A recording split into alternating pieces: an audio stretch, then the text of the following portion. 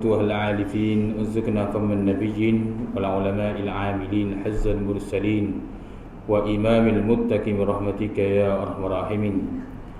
Alhamdulillah, syukur kita kepada Allah Subhanahu Wa Taala kerana pada malam ini, malam yang mulia ini, kita dipertemukan lagi oleh Allah Subhanahu Wa Taala. Kita bersyukur pada Allah kerana Allah Subhanahu Wa Taala memberi suatu fadlullah, kurniaan, kelebihan yang itu diberikan kepada seseorang hamba-Nya. Tidak lain tidak bukan apabila seorang hamba itu di dalam ibadah, dalam ibadah kepada Allah, maka ia dikatakan sebagai fadlullah, kelebihan daripada Allah, ataupun fadluddin, kelebihan orang seseorang itu dalam agama Allah. Bila seseorang itu dapat duduk dalam ibadah, dalam ketaatan pada Allah, alhamdulillah bi ni'matihi tatimmu shalihat. Kita bersyukur pada Allah Subhanahu Wa Taala. Jadi pada malam ini kita sambung lagi kitab kita ini, qala al-muallif rahimahullahu taala wa nafa'ana bi 'ulumihi wa 'ulumina fid darain ya rabbal alamin. Kita masih lagi dalam kitab Ad-Dawa'ul Qulub minal Uyub, iaitu penyembuh hati-hati, penyembuh segala hati daripada ain yang batin, iaitu penyakit-penyakit batin. Dalam kitab ini dia banyak menceritakan ke arah kerohanian. Dalam risalah, dalam kitab Jam'ul Jawami' ini banyak menceritakan tentang kerohanian. Bila ada lagi orang yang nak menjalan hati ke hadapatillah, maka sayugianya iaitu dia mengambil ibrah apa yang disebut oleh para ulama dalam kitab ini. Qala musannif rahimahullahu ta'ala wa nafa'ana bi'ulumihi wa 'ulumina fid darain ya rabbal alamin. Dan adalah orang yang alim ini terlebih besar martabatnya. Al-ulama warathatul anbiya, dan sabda Nabi SAW, bermula ulama itu mengambil pusaka daripada anbiya itu, besar martabatnya. Qala musannif rahimahullahu ta'ala, di antara lagi setengah daripada adab murid, seperti mana disebut dalam kitab ini, iaitu mengambil ibrah, mengambil pengajaran tentang para ulama, ataupun dikatakan memuliakan para alim ulama. Nabi SAW menyatakan sebuah hadis, man akramal ulama, barang siapa yang memuliakan para alim ulama, memuliakan orang-orang yang alim, orang-orang yang berilmu itu, akramallahu azza wa jalla wa rasuluh, nescaya Allah Subhanahu Wa Taala akan memuliakan dia dan rasulnya. Memulia arti kata iaitu mengambil ibrah dan mendengar apa yang disebut oleh para ulama, dan tidak berkata perkataan yang keji-keji kepada para ulama, kerana dia merupakan pusaka daripada anbiya, yakni dia adalah waris daripada ilmu para nabi-nabi alaihimus salatu wassalam, khususnya iaitu nabi daripada Nabi Muhammad sallallahu alaihi wasallam. Sebab itulah Nabi SAW bersabda, ulama itu dia mengambil pusaka, yakni dia ambil pusaka daripada anbiya, ilmu dia tu. Bukan dia ambil dari pusaka dia, kerana Nabi ni, Nabi SAW meninggalkan ilmu. Ilmu itu membawa manusia kepada jalan yang lurus, jalan yang betul. Nabi tidak meninggalkan harta, tetapi Nabi meninggalkan ilmu. Ilmu itu adalah petunjuk jalan kepada Allah Subhanahu Wa Taala. Di saat manusia di zaman jahiliyah sesat, bunuh anak perempuan, bermacam lagi maksiat, maka lahirlah seorang Nabi, iaitu Nabi Muhammad SAW. Dia membawa petunjuk sehingga manusia berduyun-duyun masuk Islam, sehinggalah hari ini manusia kasih kepada agama Allah Subhanahu Wa Taala. Maka perjalanan Nabi itu setelah Nabi wafat, diikuti oleh para sahabat, tabi'in, tabi'in, sehinggalah para ulama. Maka para ulama lah yang mengambil iaitu ilmu daripada pada nabi-nabi alaihi wassalatu wassalam. Baiklah kalau ada orang yang menghina para ulama tu guru, maka jangan kita cara dia. Hari ni kita tengok macam-macam dalam Facebook ke dalam apa ke, menghina para ahli ulama, para tutup guru. Ini bahaya. Kerana dia akan makan diri sendiri, kerana dia mewarisiri ilmu pada nabi-nabi alaihi wassalatu wassalam, iaitu ulama yang takut pada Allah lah. Bukan ulama yang ilmu banyak tapi takut, tak berani nak menyatakan kebenaran kerana nak menjaga nasi peruyuk dia. Itu bukan ulama yang sebenar, itu ulama su. Ulama juga tapi al-ulama su, ulama yang jahat, na'udzubillah min zalik. Itu bukan pewaris Nabi. Kerana kefahaman Nabi tidak ada pada dia. Kefahaman para Nabi-Nabi adalah jalan yang lurus, berani menyatakan suatu kebenaran, bukan berani hanya menyatakan kebenaran, berani menyatakan kebatilan, di saat itu menyembunyikan kebenaran. Bukan begitu. Itu di antara disebut oleh Rasulullah SAW. Itulah Nabi SAW pernah menyatakan al-ulama kan nujun. Ulama ini seperti bintang.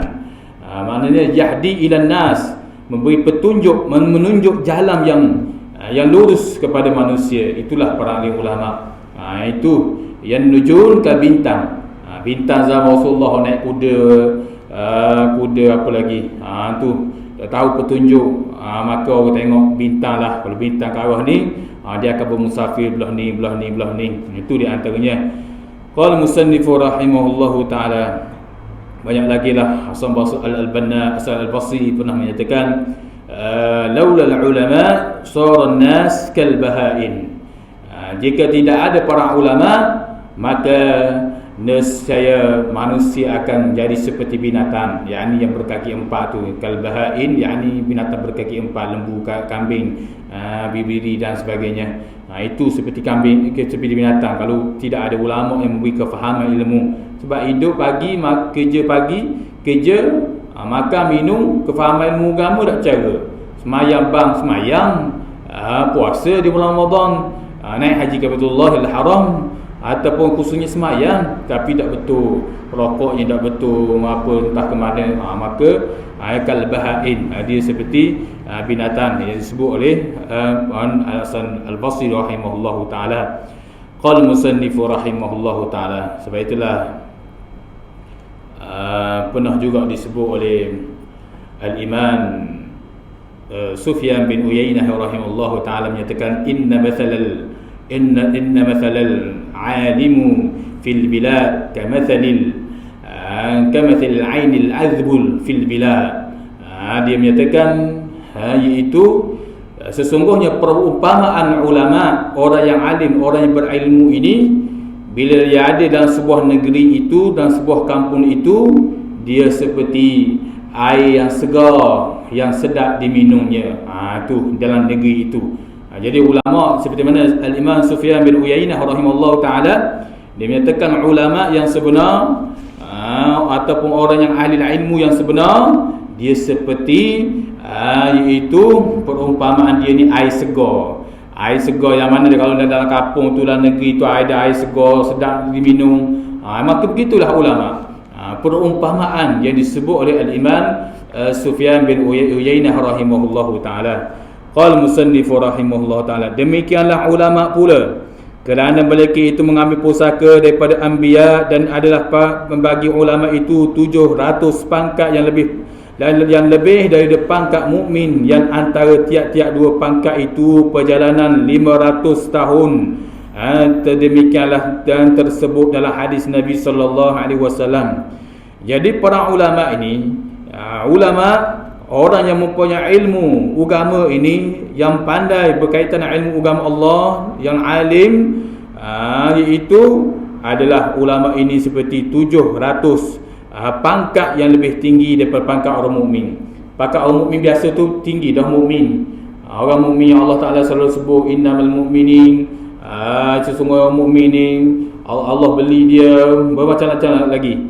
Tapi pangkat para ulama ni, hak yang sebenar ulama yang betul ni, maka pangkat dia lebih pangkat dia daripada tiap-tiap dua pangkat itu, iaitu perjalanan 500 tahun. Begitu luasnya, jauh. Sehingga dalam hadis lain Nabi kata ulama ini seperti antara aku dan para sahabatku. Tu ulama dengan orang mukmin biasa seperti antara aku dan para sahabatku, kata Rasulullah dalam hadis yang dikeluarkan Rawahul Baihaqi.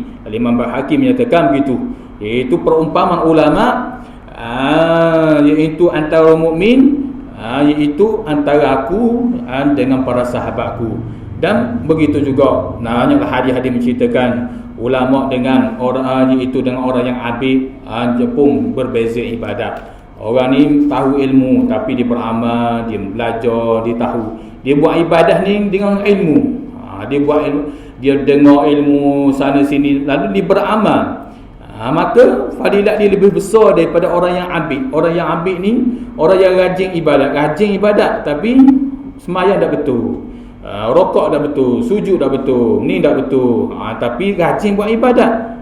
Maka beza, situ pun beza dah. Orang yang mempunyai ilmu sedikit tapi dia beramal. Nak cerita pada kita bahawasanya kelebihan ilmu itu memanglah luar biasa. Sebab itulah dia disebut sebagai ridha ayatulubuh, malaikat redha. Kita dalam surah ni kita tengok berapa orang saja, misal kata tu dalam surah ni, ataupun di mana saja, tapi hakikatnya dikunjungi oleh berpuluh-puluh ribu para malaikat. Innal malaikata ajdadiha ridha ayatulubuh, sesungguhnya malaikat ini menghamparkan sayapnya ridha ayatulubuh, kerana dia redha kepada penuntut-penuntut ilmu Allah Subhanahu wa taala. Itu nak menceritakan kelebihan diri ilmu itu. Qala musannif rahimahullahu taala wa nafa'ana bi'ulumihi wa 'ulumina fid darain ya rabbal alamin. Dan adalah bagi ulama, demikianlah ulama pula kerana martabat mereka itu mengambil pusaka daripada anbiya. Dan adalah bagi ulama itu 700 pangkat yang lebih besar, yang lebih daripada pangkat mukmin, yang antara dua pangkat itu perjalanan 500 tahun. Demikianlah tersebut dalam hadis Nabi sallallahu alaihi wasallam. Dan tiada engkau harap hasil demikian itu, melainkan dengan sahih niatnya, iaitu dituntut ilmu kerana Allah Ta'ala semata-mata. Jangan mencapai hati kepada dunia sesekali. Maka manakala mencapai hati kepada dunia, nescaya jadilah ilmu itu akan debu yang berhamburan, yakni hamburan yang tiada faedahnya. Jadi musannif menyatakan tiada engkau harapkan hasil yang demikian itu. Kalaulah kita nak pangkat besar, kalaulah kita bukan di kalangan paling alim ulama, sekurangnya kita dapat memahami ilmu agama, kita beramal dengan ilmu agama, maka kita beramal, pangkat kita pun sudah besar. Walaupun kita bukan di kalangan para alim ulama, tapi kita beramal dengan ilmu agama itu yang datang daripada alim ulama, maka pangkat kita besar juga di sisi Allah, dan pangkat para ulama itu besar juga. Jadi tidak akan hasil yang demikian itu. Maknanya pangkat tu, kalau para alim ulama pangkat dia 500 perjalanan perjalanan 500, dua pangkat itu perjalanan 500 tahun tu, maka tidak akan hasil yang demikian itu, melainkan dengan niat yang sahih, dengan niat yang baik, iaitu dituntut ilmu kerana Allah Ta'ala semata-mata. Itu penting. Tambah sekali, bila menuntut ilmu mesti kerana Allah Subhanahu Wa Ta'ala semata-mata. Jangan kerana nak ni. Sebab tu Al-Imam Syekh Ramadan Al-Buti rahimahullah subhanahu wa ta'ala menyatakan bahawasanya, jika kamu menuntut dunia, ilmu itu kerana dunia, Allah Ta'ala akan beri ke dunia, tapi akhirat tak ada, fadilat ilmu tu tak ada. Kalau kamu menuntut ilmu tu kerana sesuatu benda yang selain daripada Allah, Allah Ta'ala akan beri itu. yang mana hadis yang 40 tu sudah jelas. Man kana hijratuhu ila Allah wa rasul fal hijratuhu ila fal hijratuhu ila ma hajara ilaih. Barang siapa berhijrah kerana Allah dan Rasul, maka dia akan dapat Allah dan Rasul. Barang siapa man kana hijratuhu wa man kana hijratuhu di dunya aw yusibuha aw imra'atin yankihuha fal hijratu ila ma hajara ilaih. Barang siapa berhijrah kerana habuan dunia ataupun kerana perempuan hendak dikahwininya, maka dia akan dapat habuan begitu. Maka begitu juga fadilat para ulama ni ataupun fadilat orang yang mendengar ilmu dan dia beramal dengan ilmu itu cukup besar fadilatnya. Sebab itulah dikatakan dituntut ilmu kerana Allah Subhanahu wa taala. Sebab apa dikatakan orang tu kadang-kadang dia bukan para ulama, bukan tutup guru, tapi dia beramal dengan ilmu yang dia ada tu. Besar fadilatnya kerana dia mempunyai ilmu yang manfaat pada diri dia, yang telah sebut di atas tu. Ilmu yang manfaat tu, kerana dia ada sedikit ilmu lalu dia beramal dengan ilmu itu, maka itulah ilmu yang manfaat. Ilmu yang lebih manfaat pula, masuk pula pada ilmu manfaat itu tidak nanti ilmu banyak. Ilmu yang sedikit tapi dia iaitu zilal khair, iaitu semakin bertambah dia, iaitu al-ilmu an-nafi' zilal khaufillah azza wa jalla. Dia semakin tambah takut pada Allah. Dia ada ilmu, dia ada sedikit ilmu, dia dengar sedikit ilmu, kefahaman ilmu ada sedikit pada dia, lalu dia beramal dengan ilmu itu. Dia beramal itu, itulah dikatakan dia dekat dengan Allah.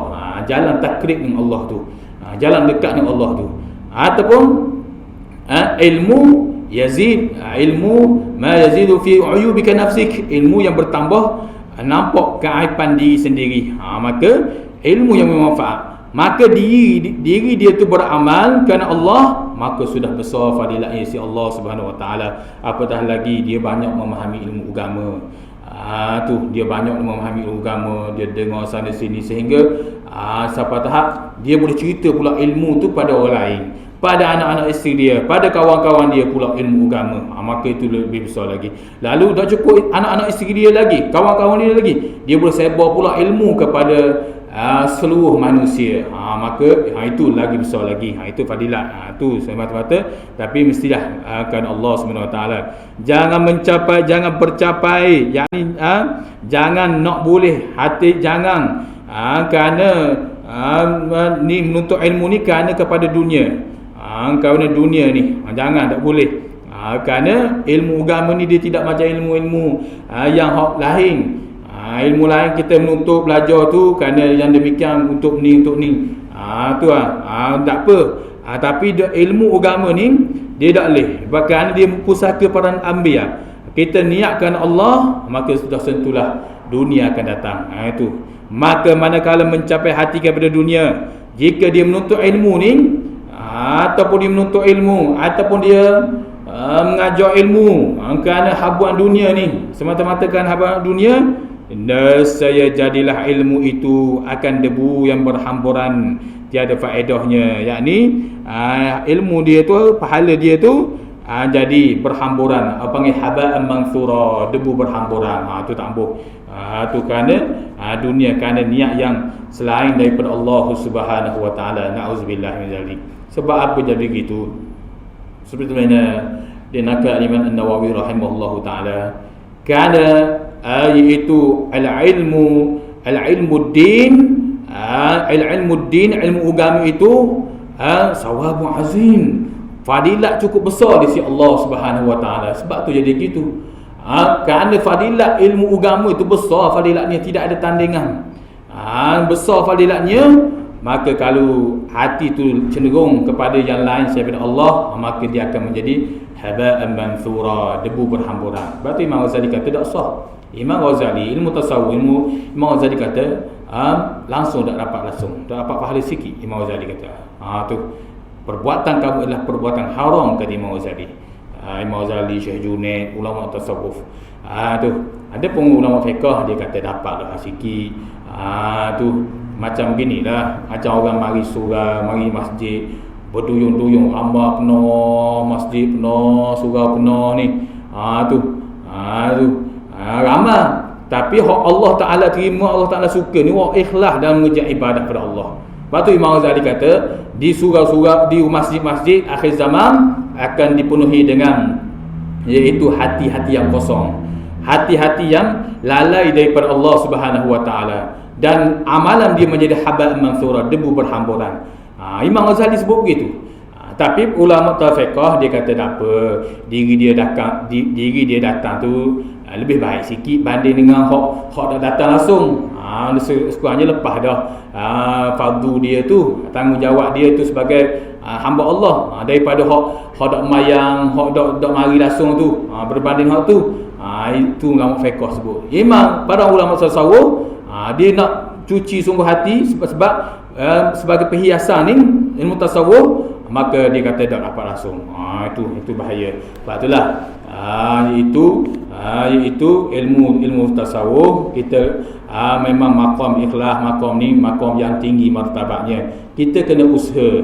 Tak boleh kita kata tak dapat langsung. Tak boleh. Dan kita pun kita kat maqam luar kan tak boleh cerita.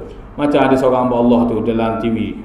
Tu ada seorang ustaz tu, dia cerita, dia kata kalau orang tu buat ibadah pada Allah tidak ikhlas, langsung tidak dapat langsung, ibadah dia tak jadi langsung. Tak boleh. Sebenarnya dalam ada ilmu tak boleh cerita, lebih lagi beli yang luar begitu. Tak boleh, sebab jadi mengundang orang yang malas buat ibadah. Orang kata kalau begitu tak jadilah. Tak boleh. Dia boleh kena khabar begini, sepatutnya dia kena khabar jalan yang sebenar ialah jalan yang Allah Ta'ala sangat suka, ibadat Allah Ta'ala terima terus, ialah hendaklah dia berusaha mendapat ikhlas Allah Subhanahu Ta'ala. Itu sebuah ibadah, terus buat ibadah. Sebab makam ikhlas ni makam rahsia Allah, rahsia Allah, ataupun kita katakan al-ikhlas ruhillah, ruhil jasad, ataupun ruhil ibadah. Ikhlas ini adalah ruh kepada ibadah, ataupun perumpamaan ruh lil jasadi, ruh kepada badan. Kalau manusia kita berjalan sekarang ni sebab kita ada ruh pada badan kita. Cuba kalau tak ada ruh, mati dalam kubur dah. Tu maka begitulah. Jadi bagi pandangan Imam Ghazali, dia kata tak apa begitu. Sebab itulah Imam Ghazali kata makom kita berjalan ni, makom nafsu-nafsu kita ni, maka hendaklah kita banyak istighfar kepada Allah, balik pada diri supaya Allah Subhanahu Wa Taala menerima ibadah kita si Allah Subhanahu Wa Taala.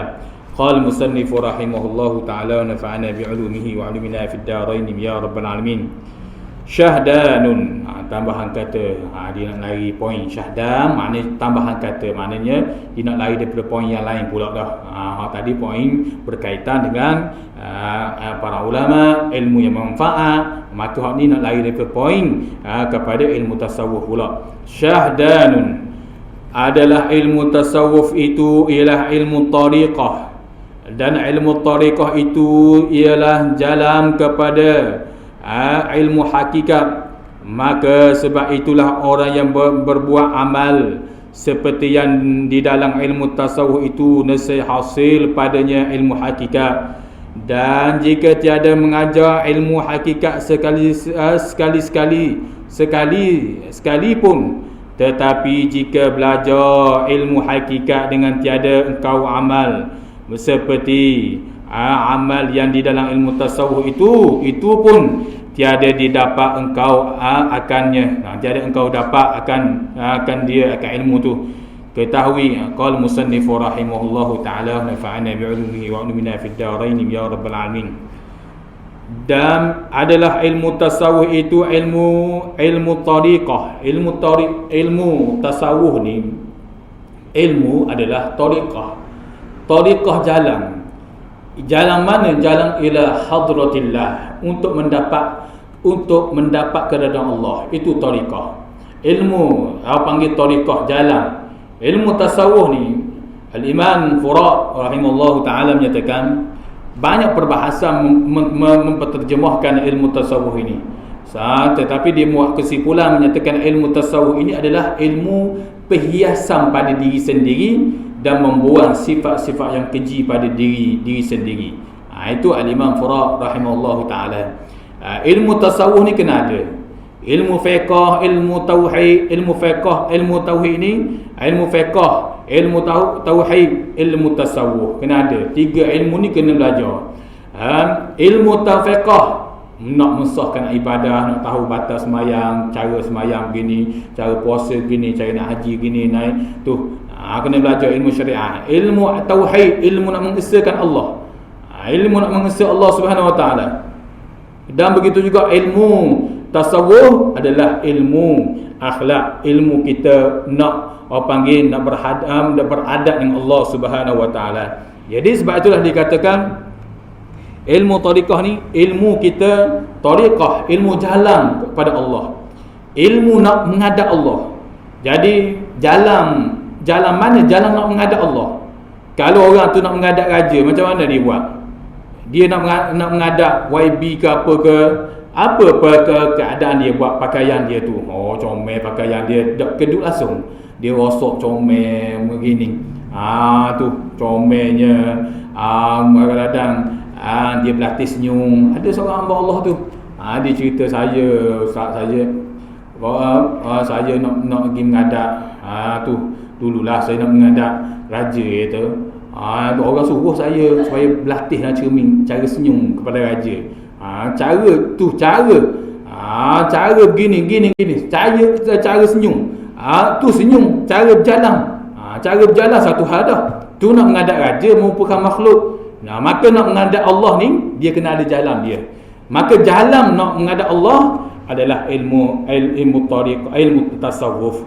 Tu. Dan jalan kepada ilmu hakikat. Maka sebab itulah orang yang berbuat amal seperti yang disebut dalam ilmu tasawuf itu, hasillah padanya ilmu hakikat. Maka dapat hakikat. Bila dia berjalan, dia ada ilmu tasawuf, dia berjalan kepada Allah, maka dia akan mencapai ilmu hakikat. Bukan dia atas dakwa saja. Dakwa gini-gini, kadang-kadang ada hak tu, ada hak yang capai sungguh. Ni hak dakwa tapi ilmu tasawuf, ilmu perhiasan diri pada dia tak ada. Ilmu tasawuf, ilmu nafsu-nafsu dia tu tak ada. Macam mana dia kata dia nak mencapai ke jalan hakikat, kepada Allah Subhanahu Wa Taala. Sebab nafsu-nafsu dia pun tak lepas lagi. Nafsu-nafsu dia tu seperti mana disebut oleh para ulama, nafsu-nafsu ni nafsu manusia ni nak jalan ni ke hadratillah ni. Kita yang nak capai kekasih Allah Subhanahu Wa Taala ni kena lihat kepada nafsu-nafsu kita. Nafsu berapa nafsu?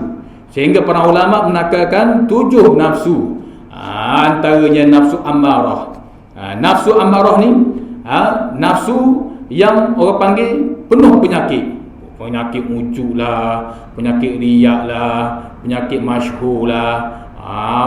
Penyakit orang panggil penyakit dakwa aku buat aku ni. Itu amarah. Jadi kalulah dia nak berjalan, dia dah nak berjalan, dia kata dia ni menjadi kekasih Allah. Macam mana sifat nafsu amarah yang ada pada diri dia? Maka tak layak. Al-Imam Abu Yazid menyatakan tidak layak sama sekali kalau kamu nak mengaku ni kamu sebagai kekasih Allah, kalulah diri kamu penuh dengan nafsu amarah. Nafsu amarah ni nafsu orang panggil nampak diri. Nampak diri itulah penyakit wujud. Wujud, riak, sombong, apa lagi? Banyak. Dan dia mendakwahku, aku pandai, aku bijak, aku hebat, aku. Itu nafsu amarah. Kalau ada dalam diri lagi, maka kalau kedudukan dia dalam ilmu tasawuf, dia dah mengaji ilmu tasawuf, tapi dia dah makan ubat ilmu tasawuf tu, maknanya zikir, ataupun sudah dia berzikir tu, dia kena balik kepada iaitu tafakur. Banyak tafakur. Tafakur kena diri gini-gini tu. Maka macam mana? Lepas tu ulama ajar molek dah. Jadi mari puak-puak yang suka membid'ahkan orang ni, dia kata apalah berzikir kuat-kuat ni bid'ah. Sedangkan ulama ajar dah. Zikir kuat ni supaya kita nak menunduk nafsu kita ni. Pekat kita orang-orang ni kena berzikir kuat. La ilaha illallah. Itu. Lepas tu barulah zikir. Dah mulut dah kalih dah berzikir la ilaha illallah ataupun zikir-zikir yang lain. Maka baru dia berzikir. Zikir dah hati dia pula, maka ketika itulah dia boleh tafakur. Jadi kalaulah zikir dia tak makan ubat, tentang zikir ni dia hanya dakwa dia sebagai ilmu tasawuf, maka dia kedudukan dia itu nafsu ammarah. Dia akan nampaklah aku pandai, aku bijak, aku hebat. Dia nampak keaiban orang, kesalahan orang, gini. Saya ahlinya, saya ni. Tu. Ini jadi nafsu ammarah tu. Walaupun para ulama seperti menyatakan, walaupun pada perhiasan dia penuh dengan ilmu sunnah, itu pakaian sunnah Nabi SAW, maka kalaulah diri dia penuh dengan amarah, maka macam mana dia nak sampai kepada menjadi kekasih Allah Subhanahu Wa Taala yang sebenar. Ini bahaya. Tu kedudukan dalam ibadah comel dah, tapi penuh dengan nafsu amarah pertama. Yang kedua, nafsul lawamah. Nafsul lawamah ni nafsu kitik diri. Nafsu kitik diri. Tu lawamah tu, nafsu kitik. Nafsu lawah ni kitik diri. Aku banyak dosa, aku jahil, aku kurang ibadah, aku ni. Tu itu panggil dia tu masih dia nak kepada iaitu masih nampak diri lagi. Nampak dah, maknanya ada kesedaran diri dah sikit tu. Maka maknanya Tuhan dah buka dah sikit cahaya pada dia, dah buka dah sikit comel dah. Tu sebab dia nampak dah, aku jahil, aku kurang, aku bodoh aku ada sifat riak, bodoh aku ada sifat nampak diri aku, bodoh aku sifat ada sifat ujub, bodoh aku berasa aku pandai, bodoh ni nampak dah kitik diri dia. Bila dia dah nampak kitik diri dia ni, aku kurang ibadah, dia akan berubahlah. Dia akan banyak ibadat. Maka sehinggalah dia akan naik kepada nafsu lawamah, nafsu mulhamah. Nafsu yang ketiga ialah nafsu mulhamah. Nafsu mulhamah itu ialah nafsu orang-orang soleh. Nafsu orang panggil dia kena dah penyakit. Dia tahu dah penyakit. Maka nak nampak dah ainul yakin tu. Dia dah nampak ainul yakin. Maknanya dia nafsu lawamah. Maksudnya itu murhamah yang ketiga. Murhamah ni nafsu orang panggil dia nampak dah nak masuk pada ainul yakin dah. Ainul yakin tu. Dak masuk pada hakul yakin lagi. Macam kita pergi rumah orang. Kita kata kita pergi rumah, Assalamualaikum. Kita rasa dia ada dalam rumah, itu buat ainul yakin. Tiba-tiba dia berbaik. Baru hakul yakin. Itu buat hakul yakin. Itu baru orang panggil hakul yakin. Ada sungguh. Tu. Maka begitulah nafsu mulhamah ni. Dia tengok langit. Dia tengok langit, dia tengok bersama Allah, ada penciptanya. Dia tengok air laut, Allah Akbar, dia balik pada Allah. Itu nafsu mulhamah tu. Alhamdulillah lah kalau dia ada sifat tu. Tengok kebesaran Allah, balik. Tengok sesuatu milik Allah, balik pada Allah. Tengok sesuatu milik Allah, balik pada Allah. Tengok kebesaran Allah, hebat. Gana jadi gini, dah balik pada Allah. Maka itu masih dalam nafsu amarah lagi. Dah nampak, dah balik. Itu di antara disebut oleh para ulama. Sehinggalah dia naik pada ainul yakin, nafsu mulhamah. Maka keempat ialah nafsu mutmainnah. Mutmainnah ni, nafsu mutmainnah ni tenang, dia tenang saja. Dia redha dengan takdir Allah dan dia suka bertawakal pada Allah. Mutmainnah ni orang panggil pakat wali kecil. Pakat wali, peringkat dia tu, kedudukan dia wali kecil. Mutmainnah, tenang hati dia, boleh terima takdir Allah. Betulah Allah Subhanahu Wa Taala menyebut Al-Quran dalam suratul Fajr, ayat yang akhir sekali, ayat yang ke-30 ayat yang ke-27 hingga ke-30. Ya ayyuhan nafsul mutmainnah irji'i ila rabbiki radiyatan mardiyah fadkhuli ibadi wadkhuli fi jannati. Allah Taala sebut, ya ayyuhan nafsul mutmainnah, wahai diri yang tenang. Ya ayyuhan nafsul mutmainnah irji'i ila rabbiki radiyatan mardiyah. Kembalilah, baliklah kamu kepada Allah, kepada Tuhanmu dengan redha. Mardiyah, lagi diredai oleh Allah Subhanahu Wa Taala. Peringkat Allah redha, mu redha. Itu Kadang-kadang orang dakwa saja dia berasa Allah redha dia. Tapi dia rasa dia sudah redha Allah gini. Tapi Allah kata aku dah redha sebab mempunuh dengan penyakit. Nauzubillah min zalik. Ini payah. Ni belah para wali-wali Allah takut dengan ibadah ni. Takut penyakit-penyakit ni. Lalu Allah menyatakan fadkhuli fi ibadi. Fadkhuli, maka masuk olehmu fi ibadi, dalam golongan hamba-hambaku. Baru Allah Ta'ala mengaku dia sebagai hamba. Sebab dia ada sifat mutmainnah, nafsu mutmainnah tu. Nafsu kitik dia tadi dah. Dia nafsu mutmainnah tenang jiwa. Tu Allah mengaku fadkhuli fi ibadi. Fadkhuli fi ibadi. Masuklah kamu dalam golongan hamba-hambaku yang aku kasih, yang aku cintai ini. Fadkhuli fi jannati, maka masuklah kamu dalam syurgaku dengan penuh rahmat. Itu mutmainnah. Hinggalah yang kelima, orang panggil nafsul radiyah. Nafsu radiyah.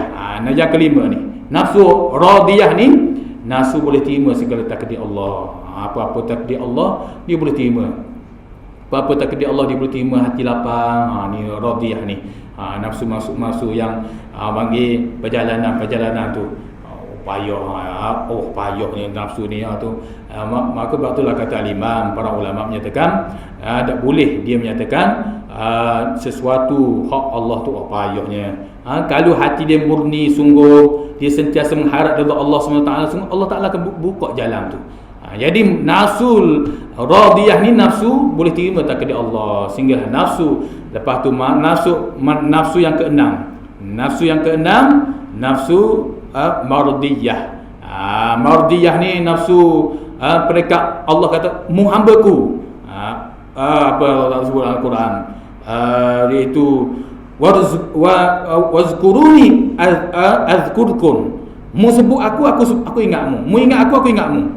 Maksudnya Allah saling mengingati antara satu sama lain. Allah ingat dia. Mu kasih aku ni. Mardiyah ni mereka diredai oleh Allah Subhanahu Wa Taala. Dan sehinggalah nafsu yang ke-6, yang ke-8, yang ke-7 akhir sekali, insanul kamil. Insanul kamil ni payah sekali lah. Ini anugerah Allah Subhanahu Wa Taala, sungguhlah anugerah Allah. Mana pekat wali, panggil pekat wali kutub seperti mana Syekh Qadir, Abu Yazid Al-Bustan. Tu kekasih-kasih Allah yang hebat ni. Wa insanul kamil. Pekat akal dia bercantum dengan hati dia pergi kepada Allah Subhanahu Wa Taala.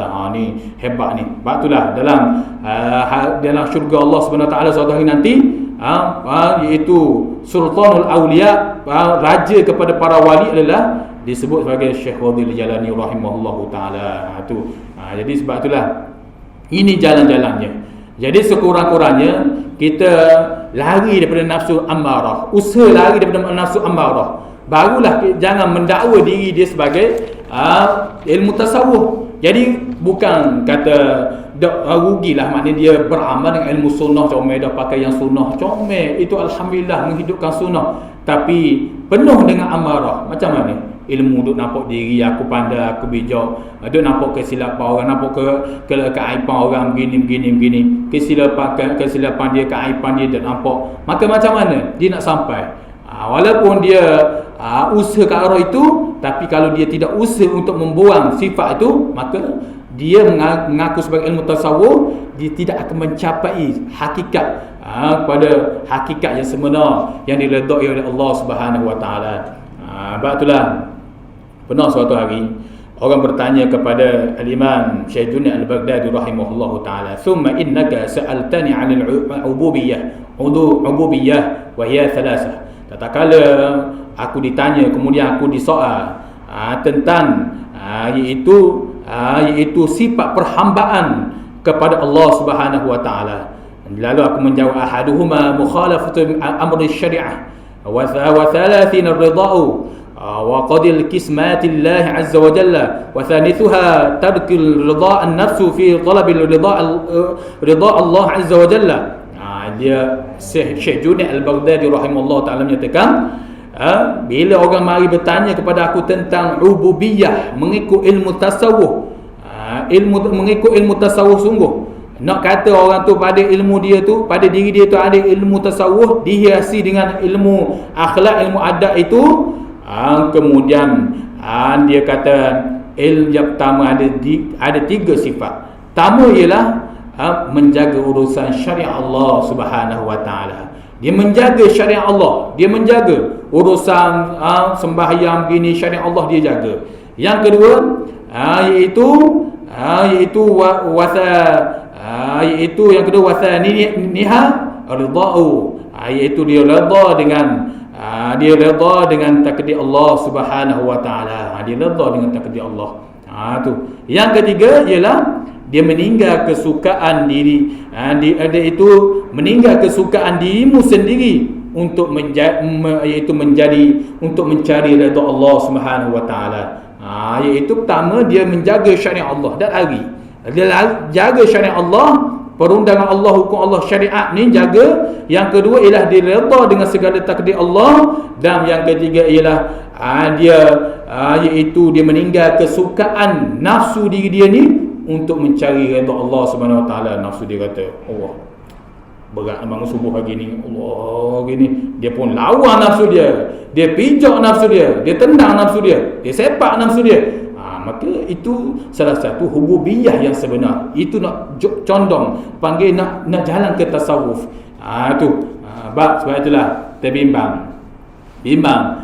Kalau hanya ilmu tasawuf ataupun cakap al-kalam dalam tapi tidak ada hububiyah ataupun ilmu syariat yang diikuti ilmu tasawuf. Sebab ilmu tasawuf ni ilmu perhiasan diri. Perhiasan diri dia nampaklah keaiban diri dia ataupun dia nak naik nafsu-nafsu yang tadi itu. Itulah yang disebut oleh para ulama, maka dia akan mendapat ilmu hakikat. Dan jika tiada mengajar ilmu hakikat sekalipun, sekalipun, tetapi jika belajar ilmu hakikat dengan tiada beramal, dia belajar ilmu hakikat begini, dia belajar ilmu hakikat tapi dia tidak beramal, seperti yang disebut dalam ilmu tasawuf, kitab penawar hati, khatam berkali-kali, tapi dia tidak beramal. Dia tidak makan ubat tu, jalan saja tahu.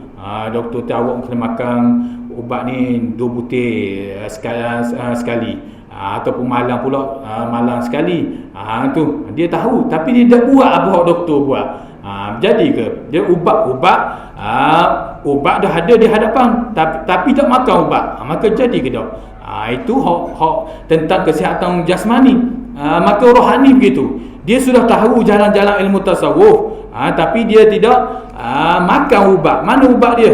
Ubat iaitu banyak berzikir pada Allah, menyebut nama-nama Allah Subhanahu wa taala, dan sehingga dia banyak berzikir, begitu banyak berzikir, maka dia boleh sifat tafakkur diri dia banyak kekurangan ataupun nafsu kita tak dialah nafsu iaitu lawamah ni, iaitu nafsu lawamah, nafsu kitik diri. Kita kedudukan kitik diri sudah dah. Ini main kadang-kadang kritik orang. Tak salah kritik orang, kalau ada betul kritiklah, tak salah. Adakah kritik ke tak diri dia? Adakah kritik ke tak anak isteri dia? Kalau tak kritik, ini bahaya. Yang penting dapat kritik diri sendiri dulu. Dapat kritik diri, aku bodoh, aku jahil, walaupun aku banyak ilmu tapi aku ni. Maka kedudukan nafsu lawamah tu. Maka selamat kedudukan itu, alhamdulillah lah, dia akan naik ke satu peringkat. Kalau duduk nafsu lawamah, nafsu amarah, maka hak tu nafsu duk nampak sifat wujud ni, sifat ni duk ada semua. Dakwa aku pandai, aku bijak, aku alim, aku hebat. Tu nauzubillah ni. Itu semua penyakit yang disebut oleh para ulama. Itu pun maka jika belajar ilmu hakikat dengan tiada beramal seperti ilmu dalam tasawuf, itu pun tiada dapat engkau ketahui akan dia akan ilmu hakikat. Maknanya tiada engkau diketahui ilmu hakikat ni, maknanya engkau tidak akan mendapat hakikat ilmu yang sebenar. Allah nak buka mata hati kamu tu, Allah tak ada akan buka. Nampak cahaya sikit tapi nak masuk dalam tak boleh. Pintu buka dah sikit tu, nampak dah jalan-jalan tu, tapi nak masuk dalam tak boleh. Pintu surga nampak cerah dah, tapi pintu nampak dah buka, tikar tu nampak dah, tapi nak masuk tak boleh kot tikar, ada pagar-pagar. Sebab apa? Sebab dia tak beramal dengan ilmu sebenar, dengan ilmu hakikat yang sebenar, dengan ilmu tasawuf yang sebenar, hanya atas cakap saja. Maka dia tidak boleh nak masuk pada ilmu yang hakikat yang sebenar. Ibarat dia tengok dalam surga cerah api dah, dia nak masuk tak boleh, terhijab dengan jari-jari ni. Sebab apa? Sebab dia tidak nampak diri dia sendiri. Orang panggil makrifat pada diri dia sendiri itu dia tidak nampak. Dia nampak iaitu kesilapan orang lain, tak nampak diri sendiri. Na'udzubillah min zalik. Ini bahaya, itu yang disebut oleh para ulama. Dan tiada yang terlebih mulia dan yang terlebih dimaksud dari segala manusia itu melainkan ilmu hakikat juga. Kerana hakikat itu jalan kepada makrifat. Ini dicerita lagi, dan tiada yang terlebih mulia dan yang tiada dimaksudkan segala manusia melainkan ilmu hakikat yang jua, dan tiada yang terlebih mulia. Kita berhenti di sini. Kalau stesen tu tak berapa comel berhenti situ, tapi boleh dibolehkan, boleh berhenti juga. Maknanya boleh juga, tapi hak comelnya berhenti kat bawah tolong. Tapi kita boleh juga berhenti situ kerana ada perbahasan yang panjang berkaitan dengan ilmu hakikat, jalan untuk mencapai keridhaan Allah Subhanahu Wa Taala. Jadi saya sekadar ini dulu. Mudah-mudahan apa yang kita dengar pada malam ini menjadi manfaat untuk diri saya juga, dan begitu juga ahli jemaah semua. Moga-moga Allah Subhanahu Wa Taala sentiasa menghadiahkan kepada kita taufik dan ada ilmu tasawuf pada diri kita, yang sentiasa nampak keaiban diri kita, sentiasa kita ke arah kebaikan demi kebaikan. InsyaAllah suatu hari nanti Allah Subhanahu Wa Taala akan pindah martabat kita kepada martabat yang seterusnya. Itu terpulang pada Allah Subhanahu Wa Taala. Yang penting kita sentiasa iaitu mencari redha Allah, dan sentiasa mengharap redha Allah, dan sentiasa ikhlas dalam ibadah kepada Allah Subhanahu Wa Taala. Jadi saya rasa sekali ini dulu. Wallahu a'lam. Azimna syaitanir rajim. Bismillahirrahmanirrahim. Ya Rabbana lakal hamdu kama yanbaghi li jalali wajhikal azim sultanik. Allahumma salli ala Muhammad wa ala Muhammad. Allahumma awdina bil ilm wa zayyina bil ilm wa akina bit taqwa wa ajimna bil afiyah. Rabbana atina fid dunya hasanah wa fil akhirati hasanah wa qina adzaban nar. Wa sallallahu ala Muhammad wa ala alihi wa sahbihi wasallam. Alhamdulillahirabbil alamin. Assalamualaikum warahmatullahi taala wabarakatuh.